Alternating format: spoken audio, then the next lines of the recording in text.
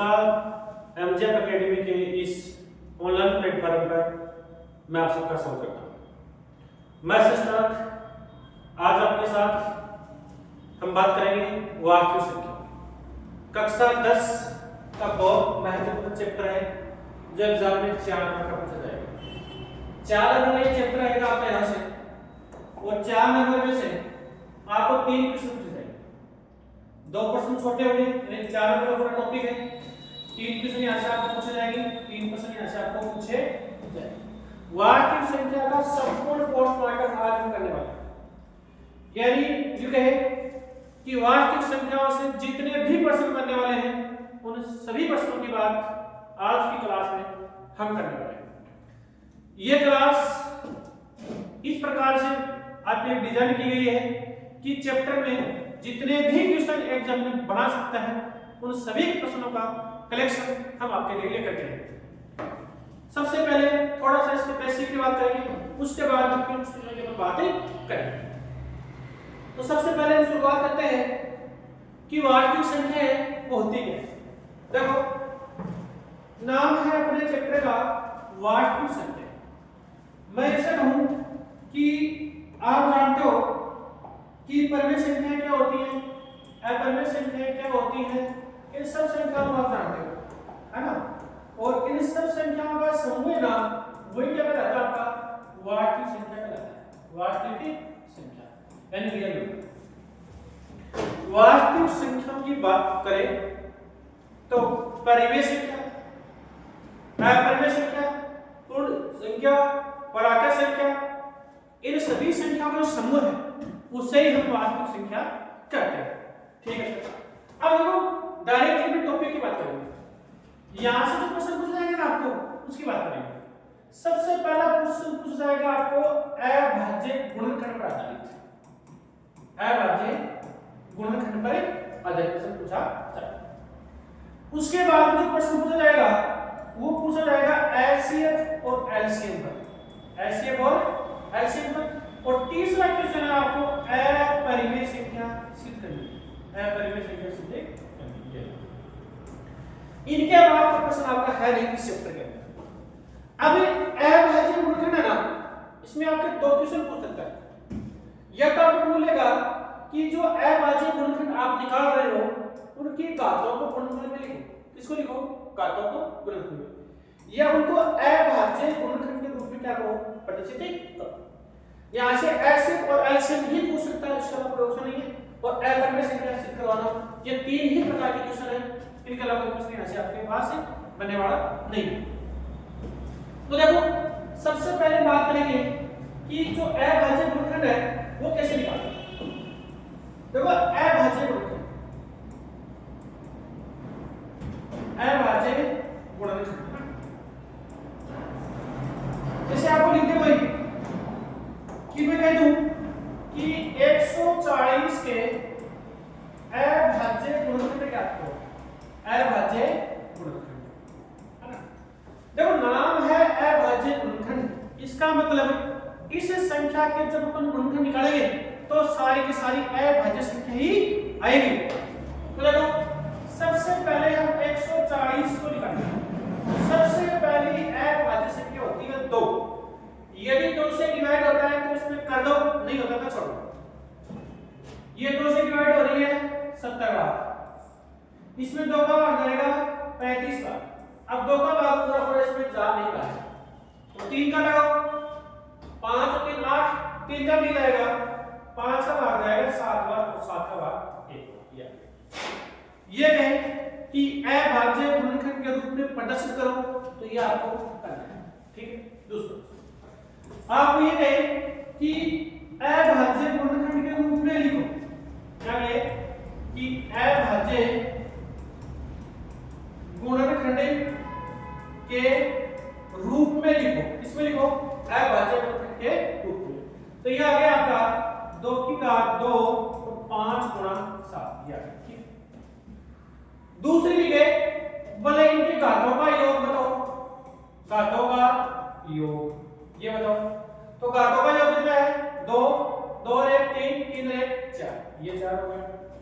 इनकी घातों को गुणनफल के रूप में लिखो।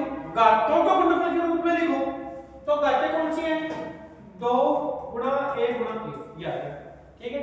इस प्रकार से प्रश्न आपका अभाज्य गुणनखंड से, इसके अलावा कोई प्रश्न आपका अभाज्य गुणनखंड से नहीं होगा, ठीक है। उसके बाद में बात करेंगे हम एलसीएम और एचसीएफ, एचसीएफ और एलसीएफ, इसकी बात करें। देखो एचसीएफ को बोलते हैं मैसेज, हिंदी में बोले तो उसका नाम आएगा मैसेज, ठीक है। और इसका नाम आएगा तो लसर पढ़ते हैं, लसर लघुत्तम समास पढ़ते हैं ना। आगे तक चलेंगे, आपको सीखना आपको जरूरी है। सबसे पहले बात करते हैं, यानी एलसीएम है ना और एलसीएम है, एलसीएम एलसीएम को पूरा पूरा डिवाइड करेगा। क्या करेगा? पूरा पूरा डिवाइड करेगा। यदि आपको मैं कह दूं कि 15 और 75 यह किसी संख्या के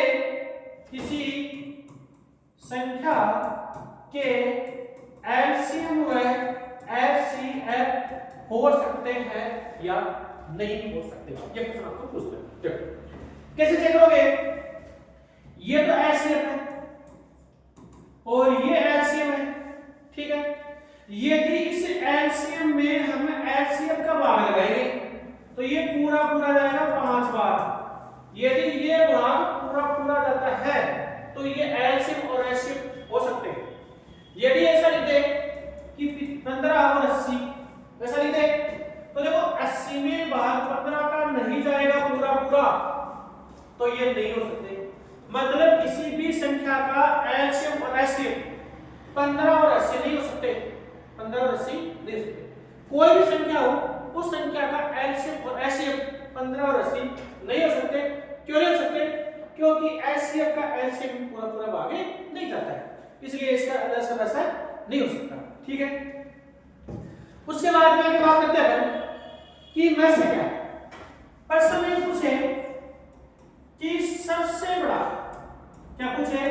सबसे बड़ी संख्या, सबसे बड़ा टुकड़ा, सबसे बड़ा कुछ भी आपको पूछे तो आपको निकालना है मैसे।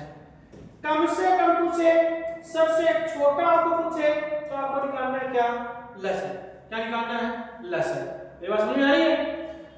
बड़ा से बड़ा मैसे, छोटे से छोटा लसर, बस ये निकालना।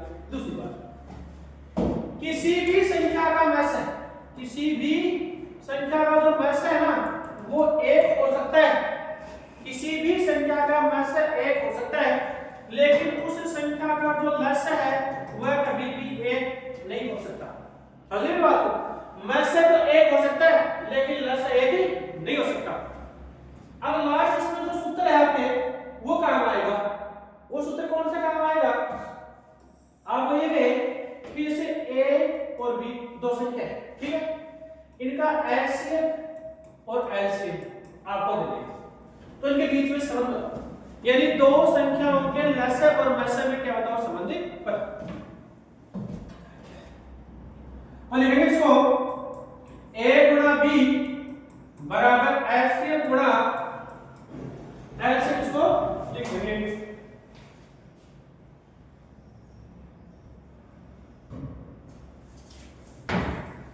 a गुणा b बराबर एचसीएफ गुणा एलसीएम। इसको ऐसा लिख सकते हैं कि पहली संख्या गुणा दूसरी संख्या बराबर एचसीएफ गुणा एलसीएम। ऐसा भी लिख सकते हैं और इसको ऐसा लिख सकते हैं कि दो संख्याओं का गुणनफल,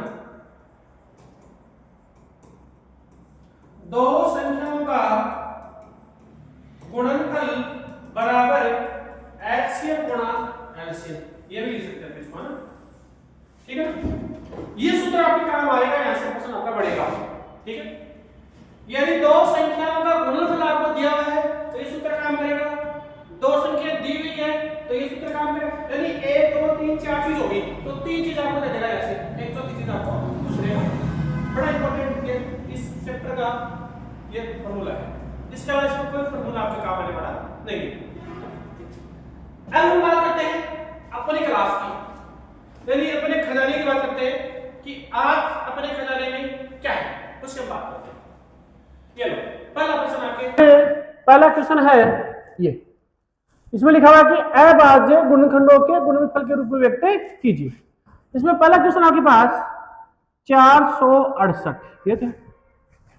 देखो अभाज्य गुणनखंडों, पहले ये निकालो इसके, तो देखो लास्ट में आ रहा है आपके 8, जिस संख्या के अंत में 0, 2, 4, 6 और 8, ये जिस संख्या के अंत में आएंगे वो संख्या 2 से पूर्णतः विभाजित होगी और अपनी पहली अभाज्य संख्या 2 ही है, ठीक है ना। तो लगाओ 2 का भाग, इसमें 2 का भाग दिया 2 बार, 3 बार और 4 बार, 234। इसमें 2 का भाग देंगे 1, 1 और 7, 117। अब देखो इसमें भाग कितने का जाएगा, ये तो कन्फर्म है कि अभाज्य संख्या का ही भाग जाएगा। अभाज्य संख्या 3 होती है 2 के बाद में, तो 3 की भाज्यता का नियम होता है कि अंकों को जोड़ो, 7, 1 8, 8 1 9, 9 में 3 का भाग जा रहा है, संख्या में 3 का भाग जाएगा, 3 का भाग लगाओ 3 बार और 9 बार, ये आ गया। इसमें 3 का भाग जाएगा 1 बार और 3 बार, 13 आ गया। अब इसमें 4 का भाग नहीं देना है क्योंकि 4 भाज्य, 5 का भाग इसमें जाएगा नहीं, 6 का देना नहीं है, 7 का इसमें जाएगा नहीं, इसमें भाग जाएगा 13 का, किसका जाएगा 13 का। ये आगे इसके अभाज्य गुणनखंड, ये आगे इसके अभाज्य गुणनखंड, क्या आ गए अभाज्य गुणनखंड आ गए, ठीक है। प्रश्न में लिखा कि गुणनखंडों को गुणनफल के रूप में लिखो। ये जो गुणनखंड है ना, इनको गुणनफल के रूप में आप इसको लिखो, तो उसको लिख सकते हो आप कि 468 बराबर, ये 1 2 बार तो 2 और 2 गुणा, ये 3 भी 2 बार तो 3 गुणा 3 गुणा 13, ये हो गया। ये हो गए अभाज्य गुणनखंड गुणनफल के रूप में, ठीक है।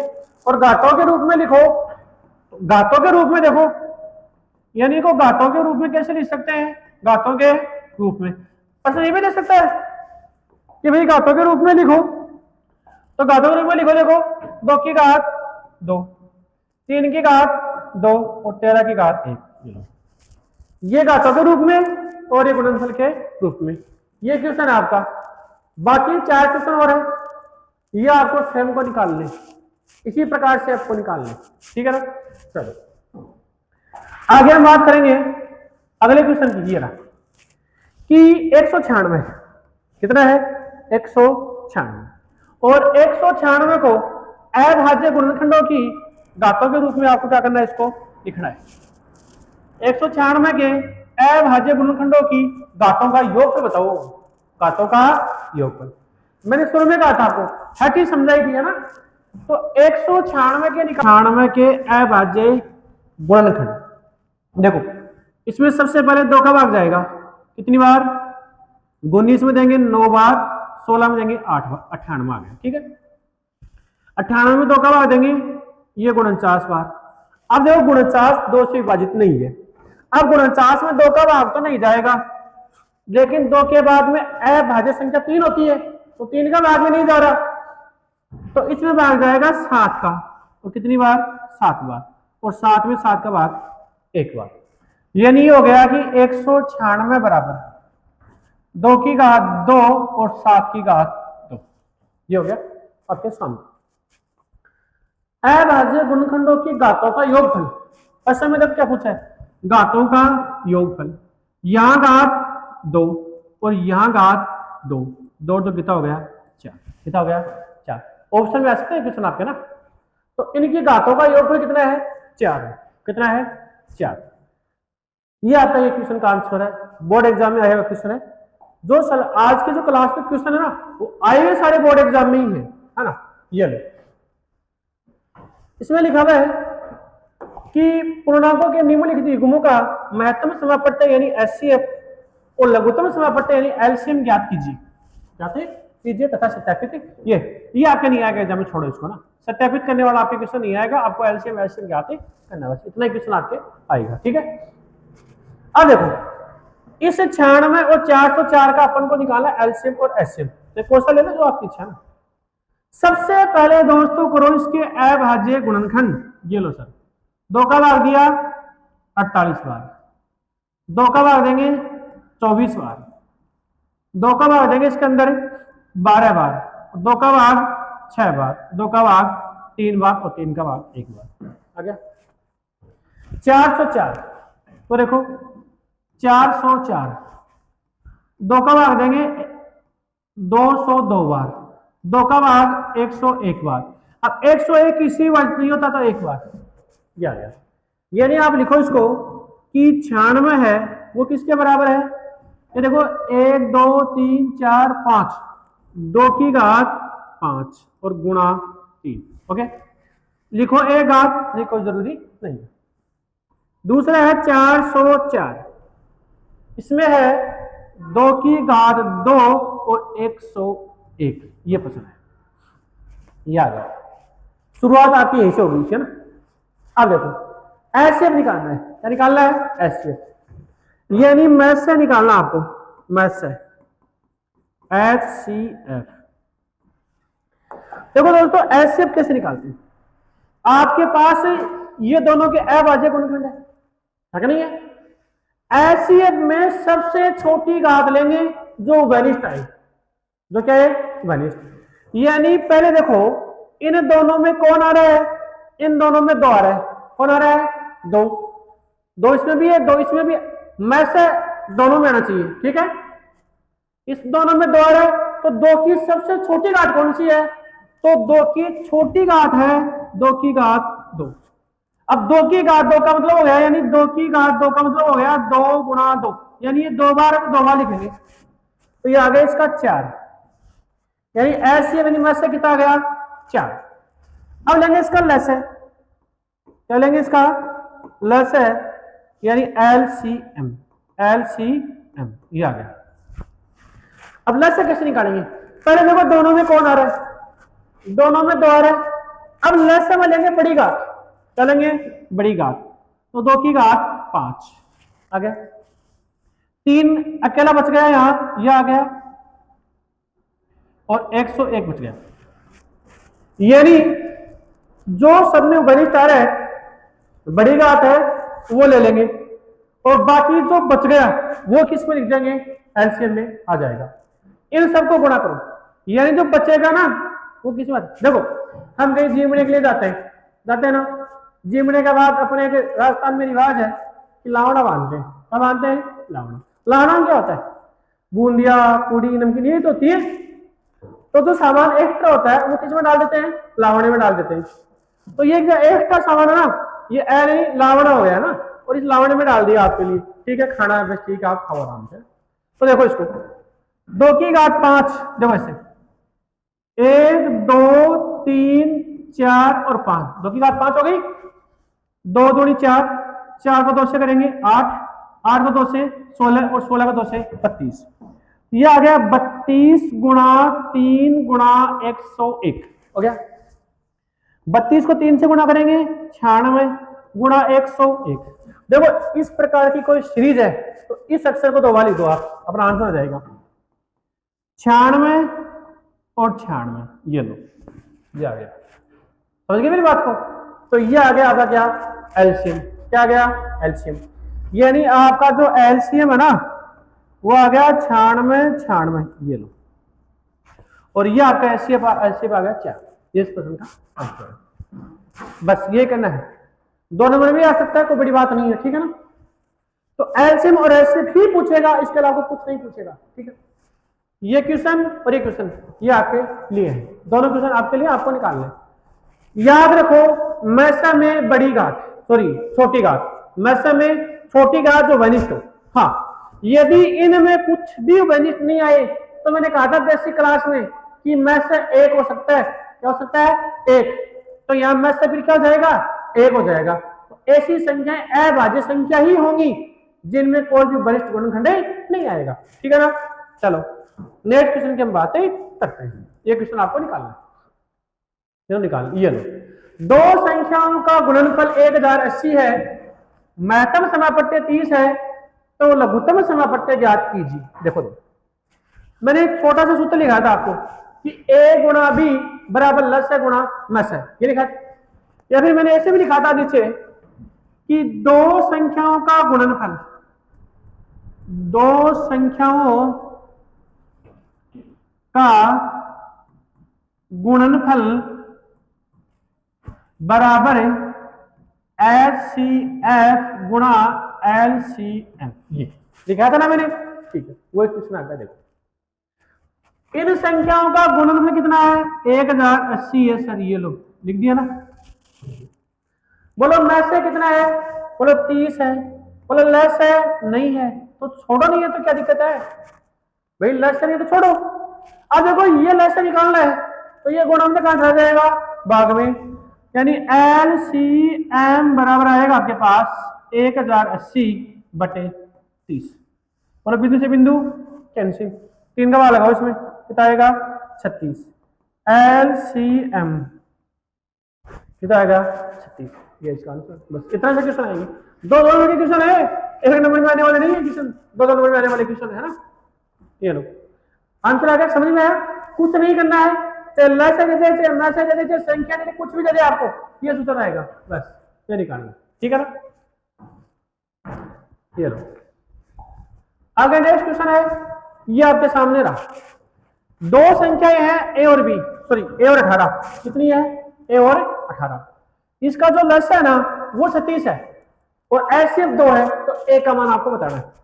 यानी एक संख्या तो आपको, पहली संख्या तो ए है, पहली संख्या कौन सी है ए आ गई, और दूसरी संख्या कौन सी है 18 है, कौन सी है 18। देखो ये लेस है तो LCM A और 18, ये तो आपके पास 36 है, तो HCF A और 18 ये आपको ज्ञात है, सॉरी 2 है, कितना है 2, ए का मान निकालना है। ये सूत्र लिखा था अपने कि पहली संख्या गुणा दूसरी संख्या, या हिंदी में लिख लो इसको, कि पहली संख्या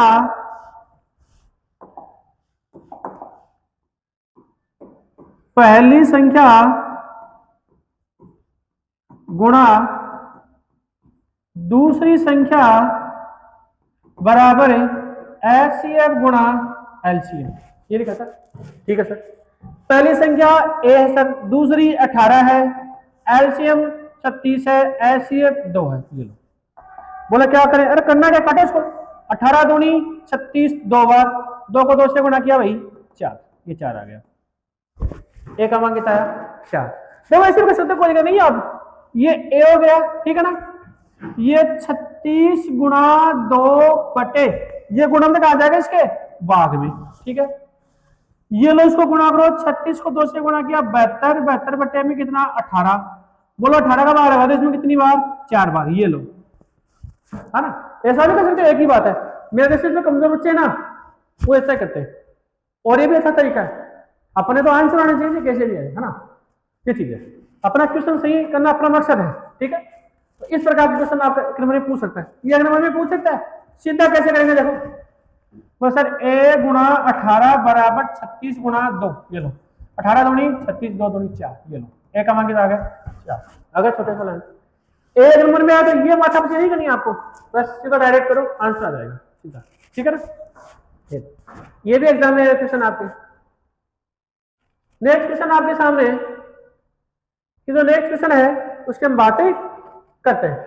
ये आपका नेक्स्ट क्वेश्चन है, यानी गुणनखंड अभाज्य गुणनखंड विधि द्वारा, अभाज्य गुणनखंड विधि द्वारा 96 और 404 का एचसीएफ जाते, ये एग्जाम में क्वेश्चन है भैया आपका ना।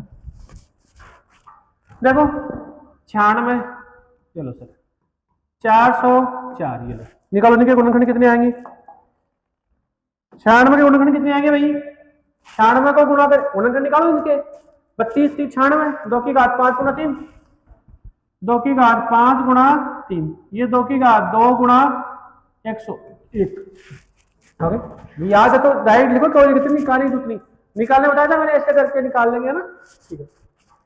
देखो पहले निकालना एचसीएफ, बिल्कुल बोलो एचसीएफ में मैंने क्या बताया था सबसे छोटी उभयनिष्ठ घात 2 की घात 2, तो 2 की घात 2 का मतलब 4, ये लो। यानी एचसीएफ में दोनों में उभयनिष्ठ होगी और छोटी घात होगी, वही आएगी।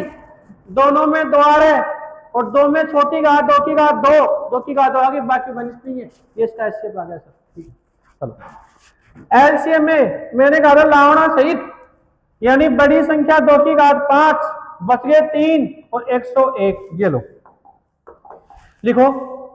2 की घात 5 का मतलब 32 गुणा 3 गुणा 101, 32 96 गुणा 101, तो बराबर ये आ गया आपके पास एलसीएम 96 और 96, ये लो आ गया। क्या भी रखा था ऐसे 4 और ऐसे 96 96, ये आपका आंसर है। बढ़िया क्वेश्चन है, ये लो। अब सर ये क्वेश्चन हमारी बुक में है ही नहीं भैया, नहीं है, लेकिन ऐसे क्वेश्चन आपके एग्जाम में आ सकते हैं और आपको क्वेश्चन पूछे जा सकते हैं। ये नहीं कहे वो सर पोस्टमार्टम चीज करवाई थी, ऐसा क्वेश्चन आपने में नहीं करवाया, ऐसा नहीं होना चाहिए। मैं कह रहा हूं आप यकीन कीजिए अपनी क्लासों से बाहर क्वेश्चन नहीं मिलेगा। हम चाहे स्लाइड में 10 क्वेश्चन लेके आए, चाहे 12 क्वेश्चन लेकर आए, इससे बाहर आपका क्वेश्चन नहीं मिलेगा। टाइप ये रहेगा, तरीका ये रहेगा। हो सकता है आपको यहाँ 2053 की जगह कुछ लिख दे अगला, ठीक है, 967 की जगह कुछ लिख दे अगला, ये हो सकता है, सुनिए बात को, लेकिन तरीका चेंज नहीं हो सकता, ये मैं कह सकता हूँ आपको, ठीक है ना। चलो इस प्रश्न का आंसर हम देखते हैं। बड़ी से बड़ी संख्या पूछी है ना, बड़ी से बड़ी। मैंने कहा था बड़ी से बड़ी कौन, मस है। मां से बड़ा कौन, कोई नहीं। मैं कौन, मस है, मैं फिर बड़ी मां, मां से बड़ा कोई नहीं। यानी बड़ी से बड़ी मस है, बड़ी से बड़ी मस है।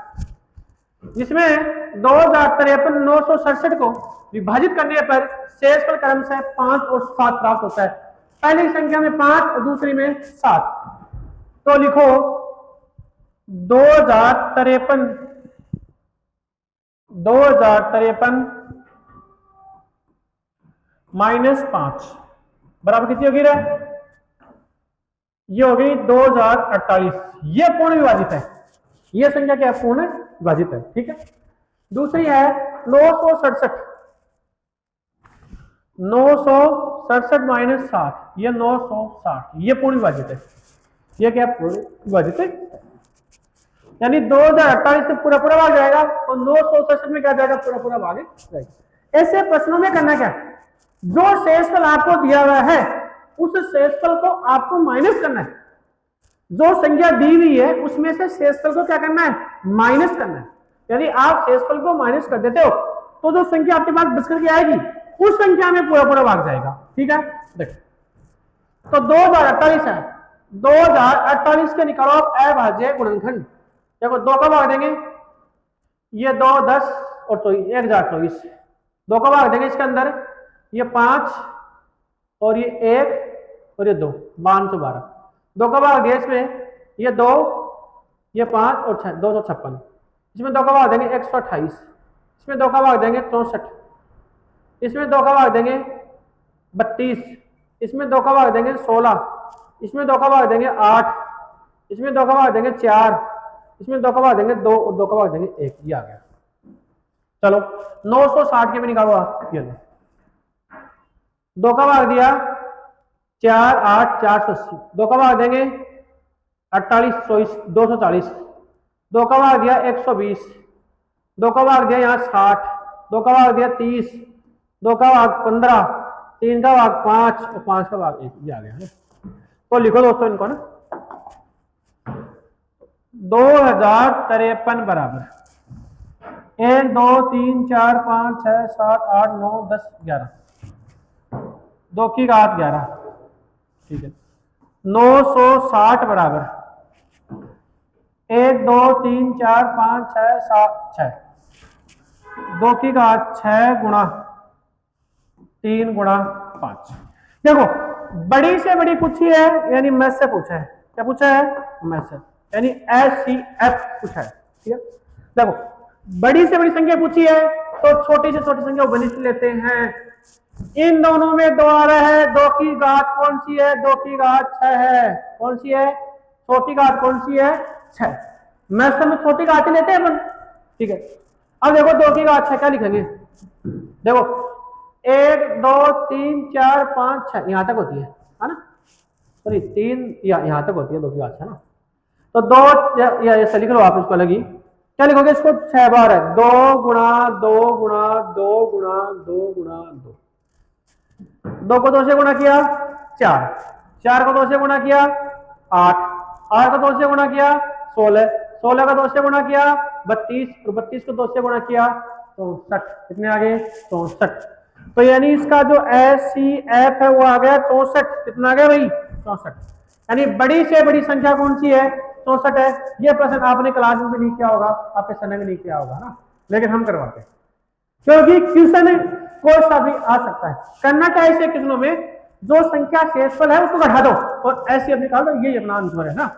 बड़ी से बड़ी संख्या मतलब ऐसी, ये लो 2 संख्याओं 306 और 657 का मैसेज 9 है, 2 संख्याएं हैं इनका मैसेज रखा है 9। लघुत्तम समापत्ति निकालना भैया, देखो पहली संख्या कितनी है 306, बिल्कुल आ गई। बोल आगे, बोले दूसरी संख्या 657, बोला मैस है भी आ गया 9, बोला लेस से निकालना है, क्या करना है, सूत्र लिखा अपना, बिल्कुल कौन सा लिखा है आपने कि पहली संख्या गुणा दूसरी संख्या बराबर SCF गुणा LC, ये लिखा है आपने, ठीक है सर। बोलो पहली संख्या 306, दूसरी 657, SCF 9 और LCM ज्ञात करना, ये गुणोत्तर है इसके भाग में। तो LCM आएगा आपके पास 306 गुणा 657 बटा 9, काटो 9 के बाद ऐसे इसको देखो, 9 के बाद ऐसे 9 3 27 और 4 9 चौक 36, तो इसका जो एलसीएम है ना वो आएगा आपके पास 34 गुणा 657, ये लो ये आ गया, इसको गुणा करके लिख देना, नाम लिखते इन दोनों को गुणा करके नीचे लिख देना, आपका आंसर आ जाएगा, बस यही आपका आंसर है, ठीक है। पर हम 10वीं क्लास में हम अरे निकालो इन चीजों को, निकालोगे तो ही गणित करोगे, ठीक है। चलो नेक्स्ट क्वेश्चन की हम बात करते हैं कि अपनी क्लास में अगला क्वेश्चन है वो कौन सा, ये 44 और 99 का महत्तम समापत्ति ज्ञात कीजिए। 44 और 99 लिखो, सबसे पहले सर लसा निकालो चाहे मैसा निकालो, कुछ भी निकालो, हमने तो कहा है पहले गुणनखंड निकालो। 44 4 गुणा 11 2 की घात 99 3 की घात 2 गुणा 11, ये लो, ये तो बोला मैथ्स है, चाहिए सर क्या चाहिए, मैथ्स है, कितना आ गया भाई 11, ये लो, बस हो गया, ये तो है। दोनों में वरिष्ठ कौन आ रहा है 11 आ रहा है, मैथ्स से कितना आ गया 11। एक नंबर में प्रश्न पूछेगा आपको कितने में, डायरेक्ट याद होगा इनको, सीधे क्वेश्चन आएंगे आंसर, माता बच्चे करेंगे झूठ नहीं करेंगे, ये लो। अगला क्वेश्चन ये रहा, एक विद्यालय में कक्षा 10 में ए और बी दो सेक्शन है, ए में 28 छात्र है और सेक्शन बी में कितने भाई 60 छात्र है। सेक्शन ए में 28 छात्र है, बी में 60 छात्र है। विद्यालय की लाइब्रेरी में पुस्तकों की कम से कम संख्या याद कीजिए ताकि प्रत्येक सेक्शन में समान रूप से बांटी जा सके। देखो इसका निकालना आपको लेस है, क्या निकालना है लेस है, दिया हुआ कम से कम, ये लो कम से कम न्यूनतम कम से कम लेस है, बड़ी से बड़ी लेस है, ठीक ये तो है, तो निकालो। अभी एक अंदाजा भी लगा सकते हो, देखो सेक्शन ए में तो है 48 बच्चे, सेक्शन बी में है 60 बच्चे, बिल्कुल सर है। ये बताओ इनको समान रूप से पुस्तकें बांटेंगे हम तो कम से कम 60 पुस्तक तो आपको चाहिए, कम से कम 20 सेक्शन में प्रत्येक बच्चे को बांटने के लिए 60 पुस्तक आपको चाहिए। इसका मतलब 60 नीचे स्थान तो नहीं है। अब इन दोनों में बड़ी संख्या 60 है तो ये संख्या तो इसका आंसर है नहीं, इससे बड़ी संख्या इसका आंसर होगी तो लेसर निकालेंगे। क्या निकालेंगे? लेसर। बस बाकी सबसे अच्छी पहचान यही है, कम से कम आपको जहां दे दे, न्यूनतम आपको जहां दे दे वहां निकालो आप लेसर, निकालो इसका लेसर। तो सेक्शन ए में कुल विद्यार्थी कितने भाई? 48। सेक्शन बी में कुल विद्यार्थी कितने हैं? 60। निकालो एलसीएम। क्या निकालोगे? एलसीएम 48 और 60। बोलो भाई, बोलो 48 के गुणनखंड क्या होते हैं? 48 के गुणनखंड बोलो आप, और 60 के गुणनखंड भी बोलो। 48 बोलो, देखें बोलो। 8 से 48, 24 दूनी 48 है। निकल का नहीं, सीधे कटूंगा तो कोई दिक्कत नहीं है ना।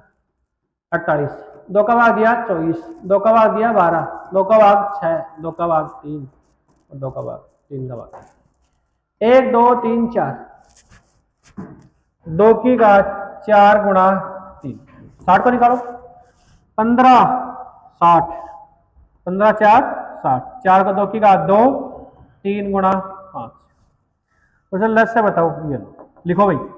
2 की घात बढ़ी 4, 3 आ रहा है तो 3 और 5। बोलो बोलो सर, बोलो एलसीएम।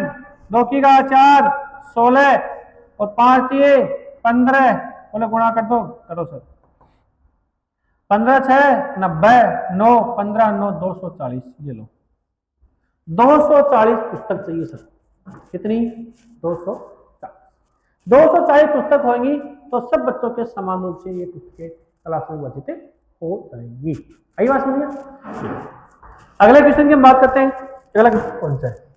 ये लो, आज के आज जितने क्वेश्चन है हर क्वेश्चन हमने बनाने की पूरी कोशिश की है, और हम ये कह सकते हैं कि इनसे बाद आपके एग्जाम में क्वेश्चन नहीं होगा। अब ये तो सही पोस्टमार्टम क्लास है, इनमें हम यही पता लगा रहे हैं कि किस प्रकार का क्वेश्चन आपके एग्जाम में पूछा जा सकता है। आप इस प्रकार से तैयारी कीजिए। देखो, अब आपके पास लिमिटेड समय बचा है ना। अब मान लिया आप इसी चैप्टर को तैयार कर रहे हो, ठीक है, और इस चैप्टर को तैयार कर रहे हो। अभी चैप्टर में क्वेश्चन निकालने बैठे हो तो सर बोले 20-25 क्वेश्चन है। हाँ, यहां से क्वेश्चन और रह गया, वो कौन सा है? वो ये है ना कि सिद्ध करो। कौन से? सिद्ध करो कि √3 एक अपरिमेय संख्या है ना। 7 √5 एक अपरिमेय। ये क्वेश्चन और रह गया यहाँ से, है ना। बाकी सारे क्वेश्चन हमने कवर कर लिए, ये क्वेश्चन और रह गया ना। अब देखो करना है, आप इसका एक एक क्वेश्चन निकालोगे सर 5 घंटे लगेंगे, और बिल्कुल लगेंगे भी, जाहिर सी बात। लेकिन आप भी पता चल गया कि इस प्रश्नावली में से घूम फिर के यही प्रश्न आएंगे टोटल कंप्लीटली, तो दिक्कत क्या है? मैं कह रहा हूं आधे घंटे में आपको पूरी प्रश्नावली हम तैयार करवा रहे हैं, और लास्ट भंडारा में आपके लिए लेकर के आ रहे हैं बहुत जबरदस्त।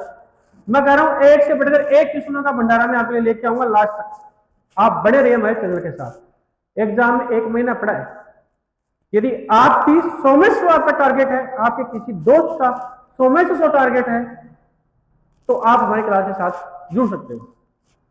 जब आप पेपर देख करके निकलोगे ना, तो मैं कह रहा हूं खूब क्वेश्चन आपको अपने चैप्टर से मिलेंगे, अपनी क्लासों से खूब क्वेश्चन आपको मिल जाएंगे। जो क्वेश्चन हम आपको समझ दे देंगे, जो क्वेश्चन हम करवा रहे हैं आपको खूब पेपर में मिलेंगे, ये हम कहते हैं। विश्वास कीजिए और विश्वास के साथ आप तैयारी कीजिए, और लगातार अपने दोस्तों को भी हमारे साथ जोड़िए और उनको बताइए कि एकदम 0 से हमने क्लास आपके लिए लेकर के आ रहे हैं। कक्षा 10 वाले बच्चों के लिए स्पेशल सीरीज में लेकर के आ रहा हूँ। 12वीं क्लास को मैंने छोड़ा है, 10वीं क्लास को मैं लेकर के आ रहा हूँ, क्योंकि 10वीं क्लास हर बच्चे का टर्निंग पॉइंट होता है ना। कंपटीशन वाले बच्चों की मैंने क्लास से कम कर दी, क्योंकि 10वीं क्लास के एग्जाम जल्दी है, और थोड़ा सा अभी बेसिक तो अपना चलेगा। जो बच्चे कंपटीशन में है उनका बेसिक अपना चलेगा, और OBM GD वाले के लिए और SSC वाले के लिए स्पेशल आपकी तरह भंडारा लेकर के आएंगे। ठीक है, धन्यवाद। और क्लास को आप अपने दोस्तों के साथ शेयर कीजिए। बहुत बहुत धन्यवाद।